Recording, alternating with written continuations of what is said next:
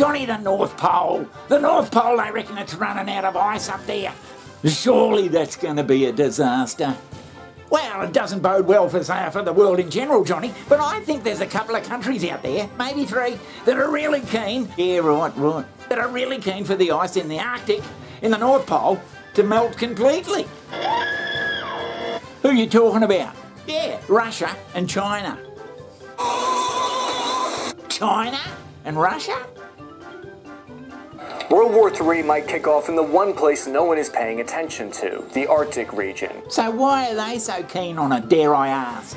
Yeah, Russia and China, Johnny, and the US a little bit too, but mainly Russia and China because you can go all the way around the top with your ships instead of going all the way around the bottom, and it saves bloody thousands of kilometres in distance. Johnny, do you mean to say that they reckon there's going to be a clear route for shipping to go all the way around the top there?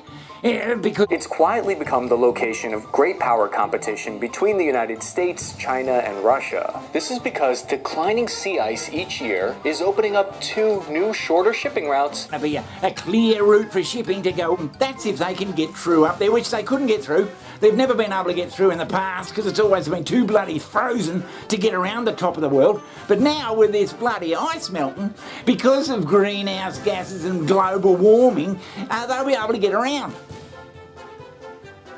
Johnny, I haven't heard much about this shit on mainstream news. These new maritime trade routes will cut roughly 9,000 kilometers off a one-way trip between Europe and Asia instead of having to go through the Suez Canal. That's 40% shorter. And ironically, Johnny, what all that ice melting does too, not only does it let the ships go around the top of the world unhindered, it's also exposing and opening up new gas fields and oil fields, millions and millions of tonnes of each. That's right, our warming climate is melting the ice caps and has made this patch of ocean available for the first time in human history, making it easier for us to transport the fossil fuels that caused the ice to melt in the first place. It's an irony-heavy ocean trade route we've never had before. And right now, Russia is in the middle of a massive construction drive to lay claim. Jesus, Johnny, but Johnny, aren't we phasing ourselves out of bloody oil and natural gas? On top of that, according to U.S. geological surveys, there are 90 billion barrels worth of untapped oil and 44 billion barrels of liquid natural gas in the Arctic. That accounts for 22%, a fourth of the total undiscovered fossil fuel resources in the entire world. Looks like Arctic region is just begging for a little bit of freedom. So what we have to start looking at, Johnny, is that Russia is priming itself to make squillions from the Arctic unfreezing. Oh, I don't know about that, Johnny. World War III might kick off in the one place no one is paying attention to, the Arctic region. Russia hopes to extract 6 billion tons of crude and 2 trillion cubic meters of gas here. It's planned new airports, marine terminals, and 800 kilometers of pipelines.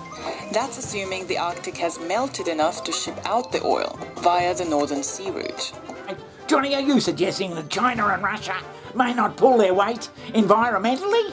Yeah, Johnny, China, and especially Russia, they're priming themselves to make bloody squillions from the Arctic losing all its ice. So you're saying that so does that give them an incentive, so to speak, an incentive to not do anything about bloody greenhouse gases and global warming? Well, yeah, I suppose. It would appear to me that would be an incentive. They do seem to be. So are they just bloody stringing us along and saying they're going to do things and are actually planning to make use of greenhouse gases and global warming to make squillions? What do you want me to do, draw you a picture? Can you see what I'm getting at, Johnny? Johnny, are people aware of this? That's assuming the Arctic has melted enough to ship out the oil via the Northern Sea route. Well, why jingoes.